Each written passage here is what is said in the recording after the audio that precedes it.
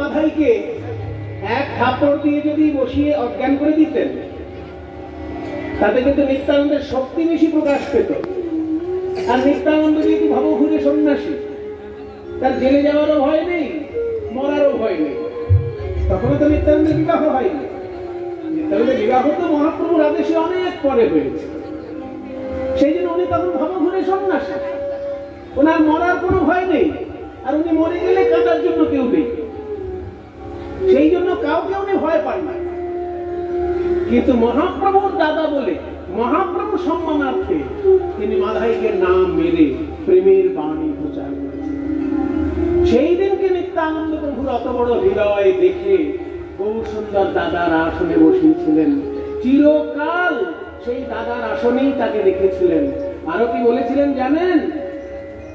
রাঘব পণ্ডিতকে ডেকে বলেছিলেন, গৌরসুন্দর শোনো শোনো হে রাঘব, তোমায় গোপ্য কই, একটা গোপন কথা বলছি তোমাকে, তোমায় গোপ্য কই, আমার দ্বিতীয় নাই নিত্যানন্দ বই।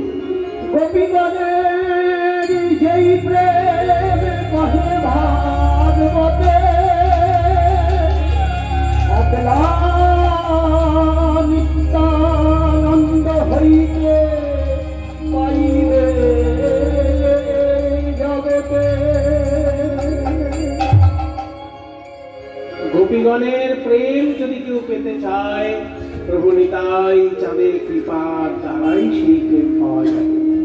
তাই তো পদকর্তা নরোত্তম বলছেন, নেতাই পদ কমল কোটি চন্দ্র সুশীতল, নিতাই পদ কমল কোটি চন্দ্র সুশীতল, এ ছায়াতে জগৎ জুড়ায়, এ ছায়াতে জগৎ জুড়ায়, যে ছায়াতে জগৎ জুড়ায়।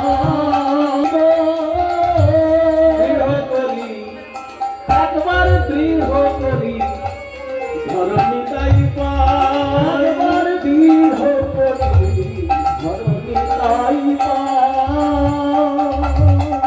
এই ব্যাপারটা ঠিক মাথায় ঢুকলো না।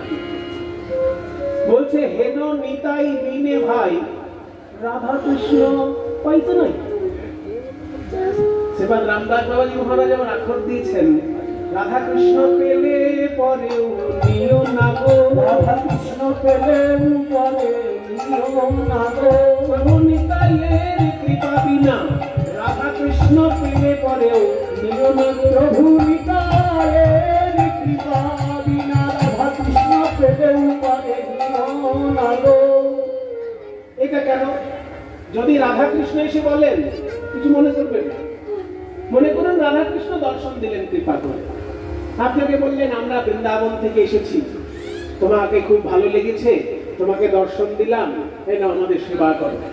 তখন কি আপনি বলবেন কারণ রাধা কৃষ্ণ আগে নিতাইকে ডাকি তবে আপনার সেবা করবো? বৈষ্ণবাচার্যগণ বলছেন হ্যাঁ সেটাই করতে হবে। রাধা কৃষ্ণ যদি এসেও বলেন যে আমাকে সেবা করো, আগে তুমি মনে মনে নিতাইকে স্মরণ করবে, তারপর রাধা কৃষ্ণের সেবা করবে। তা না হলে তোমার সেবা সঠিক সেবা হবে না। এখানে একটা গল্প, ছোট্ট একটা গল্প বলি, মানে কিছু কিছু গল্প না বললে, ওই যে দৃষ্টান্ত না হলে সিদ্ধান্ত প্রতিষ্ঠা করা যায় না। একটা ছোট্ট দৃষ্টান্ত দিচ্ছে। একজন গেছিল ইংল্যান্ডে বেড়াতে, বাঙালি বাবু। এক বাঙালি বাবু ইংল্যান্ডে গিয়ে ইংরেজ বন্ধু হয়ে গেছে। এবার ইংরেজ বন্ধু বাড়িতে গিয়েছে বাঙালি, তখন ইংরেজি খাবার দিয়েছে, টোস্ট, রোস্ট, কেক, প্যাটিস, এইসব ইংরেজি খাবার। টোস্ট, রোস্ট, কেক, প্যাটিস, এইসব ইংরেজি খাবার সেই ইংরেজের বাড়িতে খেয়ে এসেছে বাঙালি বাবু। এবার যথারীতি বাঙালি সেই ইংরেজকে বলছে তুমি একবার বাংলায় এসো, বাঙালি খাবার খাওয়া হতে পারে। Of course, I also will go to Bengal. ইংরেজি বললো ঠিক আছে, আমিও যাবো বাংলায় গিয়ে একবার খেয়ে আসবো তোমার খাবার। সেই ইংরেজ যখন বাংলায় এসেছে, তখন বাঙালি বাবুর বাড়িতে গিন্নিতে বলছে দেখো ওর ঘরে গিয়ে ইংরেজি খাবার খেয়েছি, আমাদের ঘরে কিন্তু ওকে বাংলা খাবার দিতে হবে। গিন্নি বাংলা যা যা খাবার ভালো করে রান্না করে সাজিয়ে দাও ইংরেজি।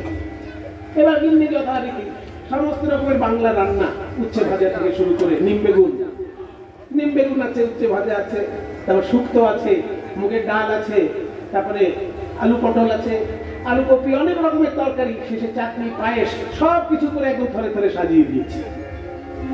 সাহেবকে সাজিয়ে দিয়ে তারপর বাঙালিরা সবাই দরজা বন্ধ করে বাইরে গিয়েছে, বলে আমাদের সামনে খেতে লজ্জা করবে, তুমি একা খাও, আমরা বাইরে আছি। এবার সাহেবের সামনে ওই যে চারিদিকে খাবার সাজানো, এবার সাহেব পড়েছে বিপদে যে কোনটা আগে খাবো। সব তো সাজানো রয়েছে না, থালা, কাঁসার থালা একদম সুন্দর করে ঘি দিয়ে একদম ভাত দিয়ে দিয়েছে, তারপরে চারিদিকে নানা রকম তরকারি, চাটনি, পায়েস আছে। এবার অনেকক্ষণ দেখছে যে একটা বাটিতে কিশমিশ টিশমিশ দেওয়া আছে, এইটি তাহলে আগে খায়। এবার সবার আগে পায়েসটা খেয়েছে, এবার পায়েসের পরে চাটনি খেয়েছে, মুখটা যেন টক হয়ে, তারপরে আবার শুক্তো দিয়ে ভাত খাচ্ছে, আর শেষকালে নিম বেগুন। একদম শেষে প্রথমে পায়েস আর শেষে নিম বেগুন যখন খাচ্ছে, বলছে জীবনে আর বাংলায় আসবো না বাবা। এই খাবার বাঙালি খায়। আসলে খাবারটা দিলে কি হবে, শিখিয়ে দেওয়া হয়নি যে কোনটার পরে কোনটা খেতে হবে। ওই পাশে বসে যদি বাঙালি শিখিয়ে দিত যে আগে নিম বেগুনটা দিয়ে ভাতটা খাও, শেষে তুমি ওই চাটনি পায়েসটা খাবে, সেটা তো কেউ শেখায়নি। ও বেটা আগে পায়েস খেয়ে নিয়েছে আর শেষকালে নিম বেগুন, শেষকালে তার মানে মুখ চুলকাতে চুলকাতে ইংল্যান্ডে ফিরছে, জীবনে আর বাড়ি এখানে আসবে না। তাহলে হলো কি, যে খাবার থাকলেই হলো না, খাবারটা কিভাবে খেতে হবে শিখিয়ে দেওয়ার লোক দরকার। ঠিক তেমনি রাধা কৃষ্ণ পেলেই হলো না।